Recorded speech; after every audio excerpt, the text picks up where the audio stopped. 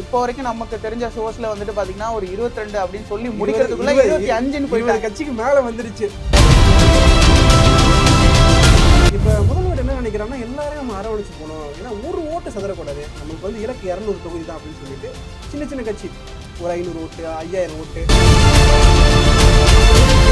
இந்த மாதிரியான விஷயங்கள்லாம் லாஸ்ட் டைமை விட ரொம்ப கிறுக்குப்படியா போட்டு, அதாவது ஒரு டேட்டா அனாலிசிஸோட தான் வந்துட்டு உட்காந்து ஃபுல்லாவே பண்ணதா. 7லேருந்து 8 சீட்டு கேட்கும்போது இப்போ தேமுதிகவுக்கும் நீங்கள் இத்தனை சீட்டு கொடுத்தீங்கன்னா எங்களுக்கும் நீங்கள் அதை விட ஒரு சீட்டு அதிகமாக கொடுக்கணும்னு விசிகா கம்யூனிஸ்ட்லாம் வந்துட்டு அவங்க வந்து முறையிட்டு இருக்காங்களாம். காங்கிரஸ் சப்போஸ் காங்கிரஸ் தாவேக்காவோட கூட்டணி சென்றுச்சுன்னா ஒன்றும் ஒரு 5 கட்சி வந்திருக்கும். இல்லை இப்போ இருக்கிற கட்சிக்கு பிரித்து கொடுத்துருப்பாங்க, 2 சீட்டு எக்ஸ்ட்ரா கொடுத்துருப்பாங்க, 20 அப்படின்னு நம்ம பெருசாக பார்க்குறது லார்ஜ் நம்பராக தெரியும். ஆனால் நீங்கள் ஒரு 10-15 கட்சிக்கிட்ட எல்லாத்துக்கும் ஒரு சீட்டு தான். ஆனால் பீப்புள் மக்களோட மைண்ட் செட் என்ன இருக்கும், ஆனால் ரெட்டலையா சூரியனா இருக்கிற ஒரு மாசத்துல சின்னத்தை ஓட்டணும், நோட்டீஸ் ஒட்டிச்சு இவை விளம்பரத்தை பண்ணி அதுக்கு கொண்டு சேர்க்கறது ரொம்ப கஷ்டம். அதான் இப்போ விஜய் எங்கிட்டாச்சும் நின்னாப்லன்னா அந்த தொகுதியில் தெரியும் எத்தனை ஜோசப் ஸ்டாலின் இறங்க போறாப்ல.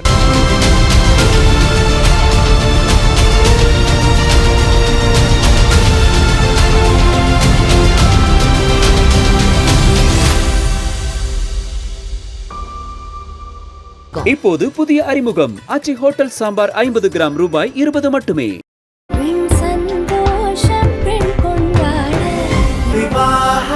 மணப்பெண்ணின் பிரத்யேகமான திருமணம் விவாஹா தி சென்னை சில்க்ஸ். வணக்கம் சுல்தான். வணக்கம் சந்தோஷ். இப்போ நேத்திலேருந்து எல்லாருமே ஒரு பேசு பொருளாக போயிட்டு இருக்கிறது என்னன்னு பார்த்தீங்கன்னா, அந்த மகளிர் மாநாடு தாவேக நடத்துனது, அதில் ஒரு 12 மேனிஃபெஸ்டோ வந்துட்டு ரிலீஸ் பண்ணியிருந்தாங்க. முழுக்க பெண்களுக்கு ஓரியன்டாக தான் இருந்துச்சு. 2500 மாதம் வந்துட்டு, அதுக்கப்புறம் பார்த்தா அனைத்து பஸ்லேயும் வந்துட்டு இலவசம் அப்படிலாம் சொல்லிட்டு இருந்தாங்க. ஒரு பக்கம் நம்ம இப்படி பார்க்கும்போது இதுக்கு ஆரம்ப புள்ளியாக வந்து திமுக இருந்திருக்கு. அவங்களுமே வந்து இதுக்கு முன்னாடி வந்து மாதம் 2000 அப்படிங்கிறத முன்னாடியே உறுதிப்படுத்திட்டாங்க. சரி, இப்போ தொகுதி பங்கீடு திமுகவில் எப்படி போயிட்டுருக்கு? திமுக வந்து இன்னைக்கு நம்ம பேசிக்கிட்டு இருக்க இன்னைக்கே திமுகவோட தொகுதி பங்கீடு முடிஞ்சிடும். டில் டேட் இன்னைக்கு நைட்டுக்குள்ள மேக்ஸிமம் முடிஞ்சிடும். திமுக தொகுதி பண்ணா இப்போதைக்கு 3 கட்சிக்கு வந்து தொகுதி பங்கீடு முடிச்சிட்டாங்க. கன்ஃபர்மேஷன் முடிச்சிட்டாங்க. காங்கிரஸுக்கு 28 சீட்டு, ஐயுஎம்எலுக்கு 2 சீட்டு, மனிதநேய மக்கள் கட்சி 2 சீட்டு. மனிதநேய மக்கள் கட்சி உதயசூரியன் சின்னத்தில் போட்டிடுறாங்க. ஐயுஎம்எல் வந்து அவங்க சொந்த சின்னமான ஏணி சின்னத்தில் போட்டிடுறாங்க. இப்போ நம்ம பேலன்ஸாக இருக்கிற மற்ற கட்சின்னு பார்த்துக்கிட்டோம்னா நம்ம தேமுதிக எத்தனை சீட்? ஏன்னா தேமுதிக வந்து இல்லை, இப்போ ஐயுஎம்எல்ஏ பார்த்தீங்கன்னா லாஸ்ட் டைம் வந்து 3 கேட்டு அதில் 2 தான் ஜெயிச்சிருந்தாங்க. கரெக்டா? இல்லை ஐயுஎம்எல் வந்து லாஸ்ட் டைம் 3 சீட்டு கொடுத்தாங்க. ஒன்று வந்து கடையநல்லூர், ஒன்று வந்து வாணியம்பாடி, மற்றொன்று சிதம்பரம். இந்த 3 தொகுதியிலையும் அவங்க தோல்வியை தான் தழுவினாங்க. ஏன்னா 3மே அவங்க சொந்த சின்னத்தில் போட்டிட்டாங்க. அதனால இந்த முறை அவங்களுக்கு வந்து 3 தொகுதி கொடுக்க வேணாம், 2 தொகுதி போதும் அப்படின்னு சொல்லி அவங்க கேட்டாங்க. அவங்க 5 தொகுதி கேட்டாங்க ஐயுஎம்எல்லேருந்து. ஆனால் இந்த அறிவாலய தரப்பு வந்து 2 தொகுதி தான் ஒதுக்கியிருக்காங்க. அதான் இந்த மாதிரியான விஷயங்கள்லாம் லாஸ்ட் டைமை விட ரொம்ப கிறுக்குப்படியாக போட்டு, அதாவது ஒரு டேட்டா அனாலிசிஸ்டோட தான் வந்துட்டு உட்காந்து ஃபுல்லாகவே பண்ணதா. முன்னாடிலாம் பார்த்தோம்னா ஒரு தொகுதி பங்கீடுனா ஒரு பேச்சுவார்த்தையில் எவ்வளோக்கு எவ்வளோ நல்லா பேச தெரிஞ்சிருக்கோ அவங்களுக்கு அந்த ஒரு இது தான் வந்துட்டு கிடைக்கும், அதாவது தொகுதி வந்துட்டு அதிகமாக கிடைக்கும். பட் இந்த முறையெல்லாம் வந்துட்டு ரொம்ப கட் அண்ட் ரைட்டாக திமுக வந்துட்டு போயிட்டு இருக்கதா சொல்லிட்டு இருக்காங்க. ஸ்டாலின் அவர்கள் திமுக தலைமைக்கு வந்ததுக்கு அப்புறமா 2021க்கு அப்புறம் இது வந்து அவங்க தொடர்ந்து ஜெயிக்கணும், அதாவது 2வது முறையாக திமுக வந்து இது வரைக்கும் ஜெயிச்சதே கிடையாது. அவங்க கட்சி ஆரம்பித்து ஜெயிச்ச புதுசுலேருந்து இது வரைக்கும் அந்த மாதிரியான ஒரு சம்பவம் நடந்தது கிடையாது. அதை இந்த தடவை வந்து எப்படியாச்சும் கொண்டு வந்தவங்களும் ரொம்ப ஆணித்தனமாக இருக்காரு. அதனால நிறைய வந்துட்டு கட்சிகள் வந்து சேர்க்கப்பட்டுக்கிட்டே இருக்கு உள்ள. இப்போ வரைக்கும் நமக்கு தெரிஞ்ச சோர்ஸ்ல வந்துட்டு பார்த்தீங்கன்னா ஒரு 22 அப்படின்னு சொல்லி முடிக்கிறதுக்குள்ள 25ன்னு போயிட்டு கட்சிக்கு மேலே வந்துருச்சு. அப்படி பார்த்தா நம்ம 20 கட்சிக்கு மேலன்றப்ப நம்மளுக்கு நம்பர் ஹியூஜாக தெரியும். ஆனால் மெயினாக இருக்கிற பார்ட்டின்றது ஒரு 6-8 கட்சி தான் இருக்கும். கம்யூனிஸ்ட் 2 கட்சி, விசிகா, தேமுதிக, மக்கள் நீதி மையம், காங்கிரஸ், இப்படி நம்மளுக்கு லார்ஜ் நம்பர் ஆஃப் கட்சின்றது அதுதான். மற்றபடி ஒரு சீட்டு 2 சீட்டு போட்டியிட கட்சி தான் நம்ம 10, 12, 13 கட்சிக்கிட்ட இருக்கிறது அந்த கட்சி தான். இதில் நிறையா வந்துட்டு திமுக சிம்பிள்லே வந்துட்டு போட்டியிடறதுக்கு வலியுறுத்தப்பட்டு அவங்களும் போட்டியிட தயாராக தான் இருக்காங்க. இப்போ லாஸ்ட் டைம் நம்ம பார்த்தோம்னா இவர் வேல்முருகன் அவர்கள் வந்துட்டு திமுக சின்னத்தில் தான் போட்டிட்டாரு. அதான் அதே மாதிரி இப்போ நிறைய பேர் ஒரு கேங்கே உள்ள வருது. தமிமுன் அன்சாரி, கருணாசு, அப்புறம் தனியரசு, இவங்கெல்லாம் வந்துட்டு மோஸ்ட்லி ஆளுக்கு ஒரு சீட்டு. அவங்க எல்லாருமே வந்து திமுக சிம்பிள். அவங்க 3 பேர் மூவேந்திரன் என்று அழைப்பாங்க. ஏன்னா அவங்க 2016 தேர்தலில் அதிமுக கூட்டணியில் அதிமுக சின்னத்தில் போட்டிட்டாங்க. ஏன்னா அதிமுக சின்னத்தில் போட்டிட்டு இருந்த அந்த 3 பேர் தான் வெற்றி பெற்றவங்க. மற்ற யாருமே கூட்டணியே இல்லைன்னு சொல்லுவாங்க. ஆனால் இவங்க கூட்டணியில் தான் இருந்தாங்க. அதிமுக சின்னத்தில் போட்டிட்டாங்க. இப்போ அந்த 3 பேருமே இப்போ 2026 வந்து திமுக பக்கம் வந்துட்டாங்க. ஏன்னா தமிமுன் அன்சாரி வந்து 2021 வந்துட்டாரு திமுக கூட்டணிக்கு. ஆனால் அவருக்கு சீட்டு ஒதுக்கலை, கடந்த முறை ஒதுக்கலை. அதே மாதிரி தனியரசும் இப்போ திமுக கூட்டணிக்கு வந்துட்டாரு. கருணாஸ் வந்து தொடர்ந்து திமுக ஆதரவு தெரிஞ்சுக்கிட்டு இருந்தா. அதே மாதிரி எந்த போராட்ட காலத்துலையுமே திமுக கூட்டணி நடக்கும் போராட்ட காலத்துல முன்னாடி வந்து கருணாஸ் வந்து நின்றாரு. அதனால எல்லாரையும் ஒருங்கிணைத்து போகணும், எல்லாரையும் அரங்கணிச்சு போகணும், எல்லாரையும் அரவணைத்து. இப்ப முதல்வர் என்ன நினைக்கிறாங்கன்னா எல்லாரையும் நம்ம அரவணைச்சு போகணும். ஏன்னா ஒரு ஓட்டு சதறக்கூடாது. ஏன்னா கடந்த தேர்தல் பார்த்தீங்கன்னா கூட எக்ஸாம்பிள் டி நகர் சட்டமன்ற தொகுதியில் 100 ஓட்டு வித்தியாசம் தான், 100-200 ஓட்டு. இதே மாதிரி ஒரு பிலோ ஒரு 500 ஓட்டு வித்தியாசத்தில் தான் ஒரு கிட்டத்தட்ட ஒரு 50 தொகுதியோட வெற்றி வாய்ப்பு வந்து மாறிச்சு. அதை நம்ம விடவே கூடாது. நம்மளுக்கு வந்து இலக்கு 200 தொகுதி தான் அப்படின்னு சொல்லிட்டு சின்ன சின்ன கட்சி ஒரு 500 ஓட்டு 5000 ஓட்டு. ஏன்னா இப்போ நம்ம ஒரு தொகுதி கொடுக்குறோன்னு நம்ம குறைச்சி மதிப்பிடக்கூடாது அந்த கட்சியெல்லாம் பொறுத்தவரையா. ஏன்னா அதோட சில பெல்ட்டில் அவங்க ஸ்ட்ராங்காக இருப்பாங்க. கொங்கு பெல்ட் அதில் தனியரசு ஸ்ட்ராங்காக இருப்பார். இவர் கருணாஸ்ன்றது முக்குள திருப்பள்ளி வந்து டெல்டா அண்டு சவுத்தில் அவருக்கான ஓட்டு உண்மையிலேயே செல்வாக்கு அதிகமாக இருக்குது கருணாஸுக்கு. அதே மாதிரி வந்து அன்சாரி தமிழ் நினைச்சிட்டு வந்து இஸ்லாமிய கட்சி அனைத்தையுமே ஒன்றிணைக்கிறாரு ஸ்டாலின் அவர்கள். ஏன்னா மனிதநேய மக்கள் கட்சிக்கு 2 சீட்டு கொடுத்தாச்சு, ஐயுமுலுக்கு 2 சீட்டு கொடுத்தாச்சு. ஏன்னா இவங்க கடந்த தேர்தலிருந்து கூட்டணியில் இருக்காங்க. ஏன்னா ஐயுமுலு திமுகன்றது அண்ணன் தம்பி மாரி தான். அது பாரம்பரியமா ஒரு கலைஞர் காலத்துல இருந்து ஒன்னா இருக்கிற கட்சினா ஐயுமல் கட்சி. அதனாலதான் நம்ம கூட்டணி பேச்சுவார்த்தை முதல் கட்சியா கூப்பிட்டது வந்து ஐயுமல் கட்சி தான். அவங்க அறிவாலயத்தை கூப்பிட்டு கூட்டணி பேச்சுவார்த்தையை பேசினாங்க. அதே மாதிரி மனிதநேய கட்சின்றது 2014 இருந்து கூட்டணியில இருக்கு. ஏன்னா பொதுவாக வந்து இஸ்லாமியர்கள் வந்து திமுக பக்கம் தான் இருப்பாங்க, திமுக ஓட்டு பக்கம் தான். அந்த ஓட்டுமே சில பேர் அதிருப்தியில் இருக்கிறவங்க சிதறக்கூடாது அப்படின்னு சொல்லிட்டு எல்லா கூட்டணி கட்சி இஸ்லாமிய கட்சிகள் சின்ன சின்ன கட்சியாக இருந்தால் அவங்க ஒருங்கிணைக்கிறாங்க. அதே போல் எஸ்டிபி வந்து கடந்த காலங்களில் எதிர்கட்சியாக இருந்தது. கடந்த 2024 பாராளுமன்ற தேர்தலில் அதிமுக கூட்டணியில் இருந்துச்சு. திண்டுக்கல் பாராளுமன்ற தேர்தலில் போட்டிட்டாங்க. இப்போ அவங்களுக்கும் வந்து ஒரு சீட்டுக்கு பேசப்படுது, ஒரு சீட்டு கொடுத்துருக்காங்க. இது எல்லாமே பார்த்தோன்னா பார்ட்டிஸா கட்சிகளா வெளில இருந்தவங்க, அவங்களுக்கு வந்துட்டு ஆல்ரெடி ஒருத்தவங்கலாம் வந்துட்டு முன்னாடிலேருந்தே கூட்டணிகளில் இருக்காங்க. ஒரு சிலர் தான் இங்கே வந்து புதுமுகமாக உள்ளே வராங்க. அதாவது இந்த அரசியலை பொறுத்த வரைக்கும் சொல்ல வரேன். இப்படி பார்க்கும்போது இப்போ தேமுதிக உள்ளே வந்திருக்காங்க. அதாவது கட்சியாக தொடங்கி அவங்க வந்து கூட்டணியாக இருந்தது பார்த்தீங்கன்னா அதிமுக இருந்திருக்காங்க, அப்புறம் வேற எல்லாம் இருந்திருக்காங்க. பட் திமுக கூட முதல் முறையாக ஒரு கூட்டணிக்கு வராங்க. அப்படி வரும்போது ஆல்ரெடி அவங்க ராஜ்யசபா சீட்டு ஒன்று கன்ஃபார்ம் ஆயிடுச்சு. அந்த பஞ்சாயத்துல தான் வந்துட்டு ராஜ்யசபா சீட்டுக்காக தான் இந்த பக்கம் வந்தாங்கன்னு ஒரு தகவல் வருது. ஆமா, அல்ல ஆல்ரெடி அது ஒரு பெரிய பஞ்சாயத்து. அதிமுக கூட அதுதானே இருந்துச்சு, முக்கிய பஞ்சாயத்தா இருந்துச்சு. இப்போ பார்த்தீங்கன்னா ஒரு கன்ஃபர்மேஷன் வந்துருச்சு. எல்கே சுதீஷ் அவர்கள் தான் வந்து வேட்பு மனுவும் தாக்கல் செஞ்சுட்டாரு. எல்கே சுதீஷ் இப்போ ராஜ்யசபா சீட்டுக்கு போட்டிடுறாரு, கன்ஃபார்ம் அவர் எம்பியா ஆகிட்டாரு. இப்போ அவங்க வந்து இப்போ டிமாண்ட் பண்ணுறது என்னன்னா, தேமுதிக கிட்டத்தட்ட ஒரு 8 சீட்டு கிட்ட கேட்குறாங்களாம். 7லேருந்து 8 சீட்டு கேட்குறாங்களாம். 7லேருந்து 8 சீட்டு கேட்கும்போது இப்போ தேமுதிகவுக்கும் நீங்கள் இத்தனை சீட்டு கொடுத்தீங்கன்னா எங்களுக்கும் நீங்கள் அதை விட ஒரு சீட்டு அதிகமாக கொடுக்கணும்னு விசிகா கம்யூனிஸ்ட்லாம் வந்துட்டு அவங்க வந்து முறையிட்டு இருக்காங்களாம்.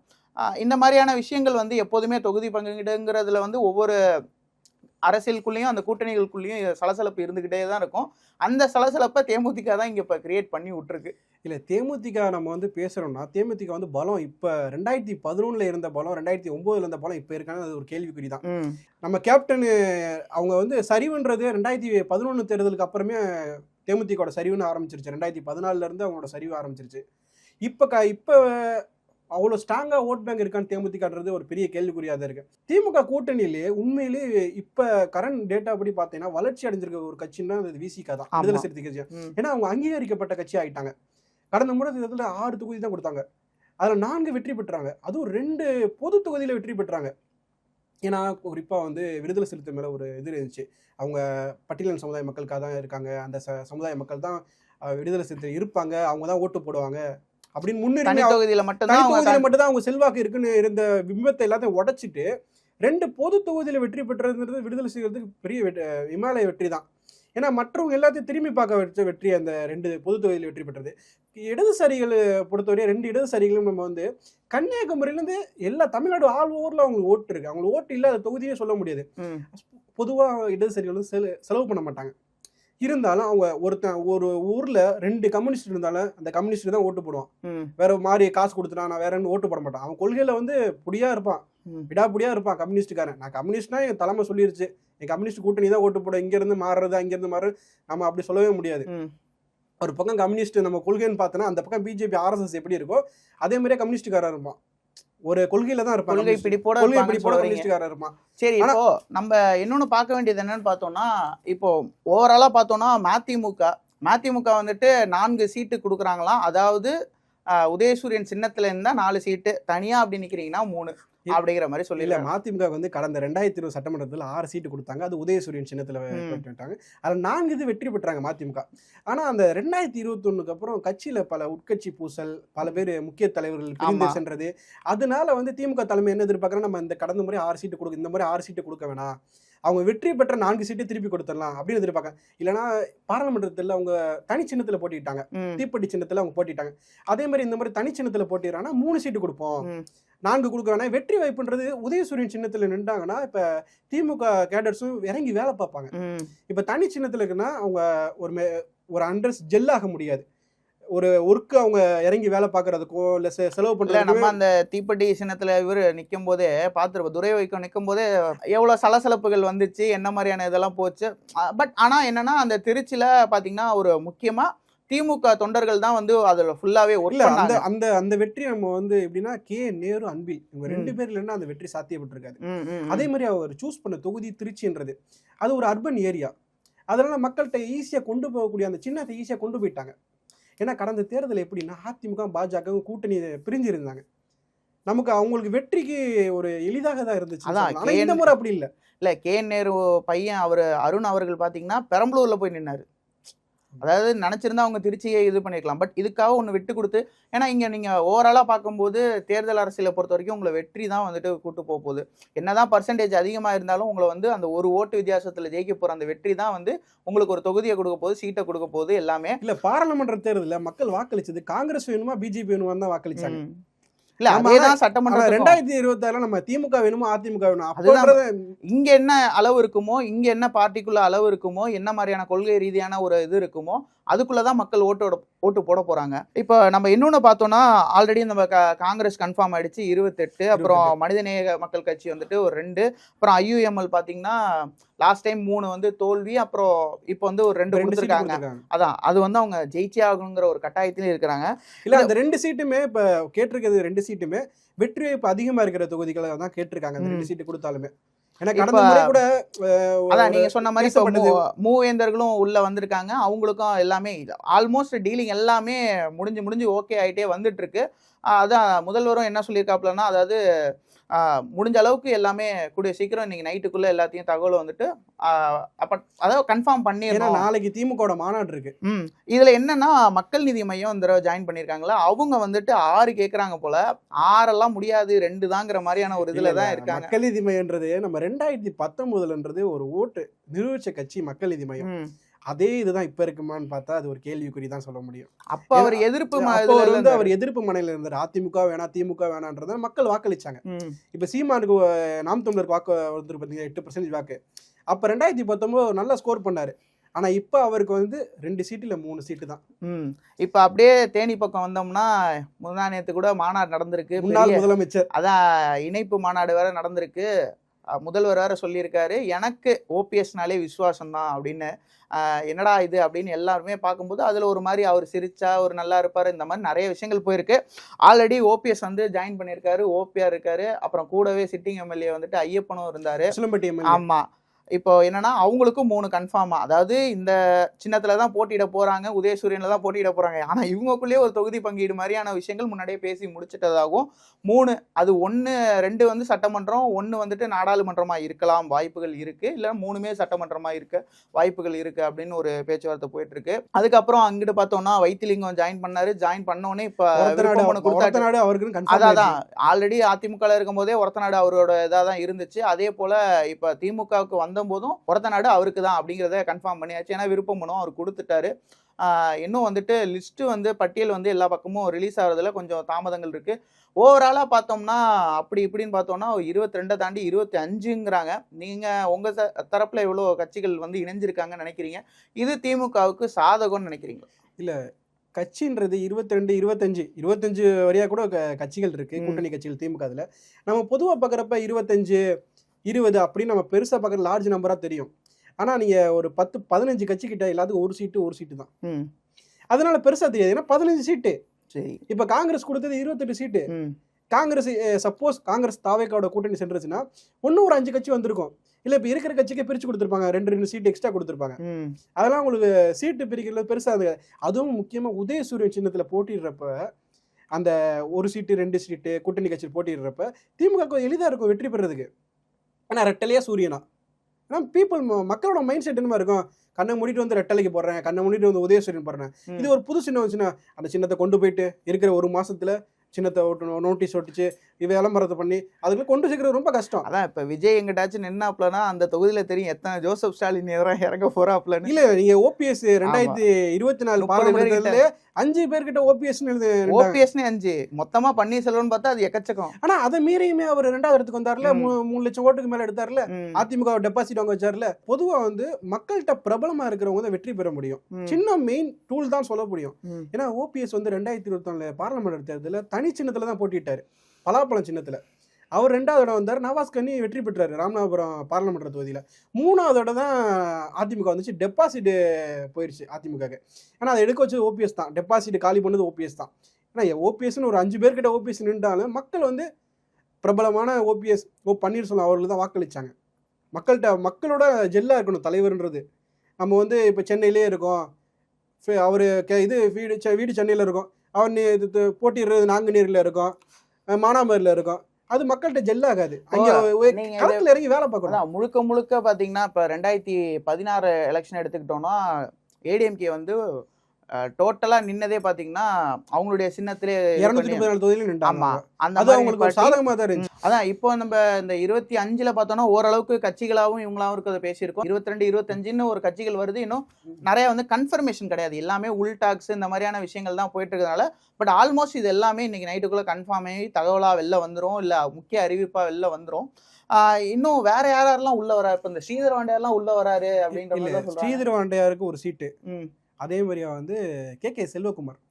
ஏன்னா அவர் வந்து கே செல்வம் வந்து டெல்டா பகுதியில் கொஞ்சம் அதிகமாக புதுக்கோட்டை திருச்சி அந்த பகுதியில் வச்சிருக்காரு. அதே போல அகில இந்திய ஃபார்வர்டுக்கு வந்து 2ஆ உடஞ்சிருக்கு. ஒன்று கதிரவன், ஒன்று சுரேஷ் தேவர்ன்றது திமுக கூட்டணிக்கு இணக்கமாக தான் இருக்கிறாரு. அதனால அவருக்கு ஒரு சீட்டு எதிர்பார்க்கப்படுகிறது. பேச்சு வாக்கில் பேசிக்கிட்டு இருக்காங்க ஒரு சீட்டு. அதே போலயே நம்ம மக்கள் நீதி மையம் பேசிட்டோம். அப்புறம் அதியமான் கடந்த முறை 2021 வாய்ப்பு கொடுத்தாங்க, தோல்வியை தோல்வி. இந்த வாட்டி அவருக்கு ஒரு சீட்டு எதிர்பார்க்கப்படுகிறது, தகவல் வருது. அதுக்கப்புறம் தமிழ் புலிகள் கட்சி நாகை திருவள்ளுவன், அவரு உதயசூரியன் சின்னத்துல போட்டிட்டுருவாங்க, அது பிரச்சனை இருக்காது. அதான் இந்த மாதிரியான நிறைய இது வந்துட்டு அமைப்புகள் இயக்கங்கள், சின்ன இயக்கங்கள் அதிகமா சீட்டு கேட்கறாங்க. அது உதயசூரியன் சின்னத்துல தான் மேக்ஸிமம் அதிகமா. அவங்களுக்கு வந்து இப்போ ஓட் பேங்க்ன்றது ஒரு 100 ஓட்டு 200 ஓட்டுனால கன்சல்டேட் பண்ணி கொடுத்துருவாங்க அவங்க. அதான் இப்போ அவங்களுக்குன்னு ஒரு தொகுதி இருக்கும், அந்த தொகுதியில் போயிட்டு போட்டிடுவாங்க, அப்படியே உதயசூரியன் சிம்பிளில் நிற்பாங்க, அழகாக இது பண்ணிட்டு வெளில வந்துடுவாங்க, அவ்வளோதான் மேட்ரு. இப்போ திமுக தலைவர் ஸ்டாலின் அவர்கள் என்ன முக்கியமாக இங்கே வந்து தொகுதி பங்கீடில் இருக்கிறவங்கள்ட்ட எல்லாம் என்ன சொல்லியிருக்காப்புலன்னா, திமுக சார்பில் இருக்கவங்கள்ட்ட வந்துட்டு 2, 3, 5ன்னு கேட்பாங்க தான், கேட்க மாட்டாங்கலாம் இல்லை. பட் ஆனால் யார் கேண்டிடேட்டாக நிற்க போகிறாங்கன்னு கொண்டு எங்களுக்கு தெரியணும்.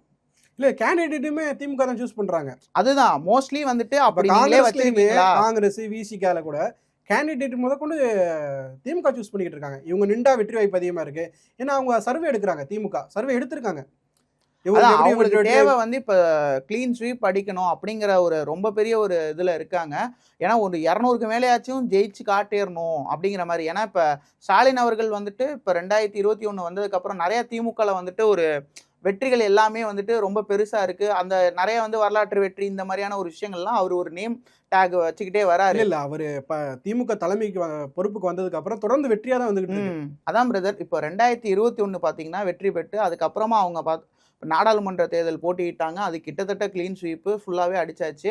இதுக்கு அடுத்து பார்த்தோம்னா இப்போ இந்த எலெக்ஷன் சட்டமன்ற தேர்தலுங்கிறது அவங்களுக்கு ஒரு கௌரவமான ஒரு விஷயம். அதாவது நம்பர்ஸ் வந்து அதிகமாக காட்டணும். இன்னொன்று மெஜாரிட்டியாக கூட்டணியாக சேர்த்து அவங்க வெற்றி பெறதை தாண்டி திமுக மட்டுமே வந்துட்டு மெஜாரிட்டியாக ஜெயிக்கணும் அப்படிங்கிற ஒரு ஆதங்கம் அவங்களுக்குள்ள இருக்குது.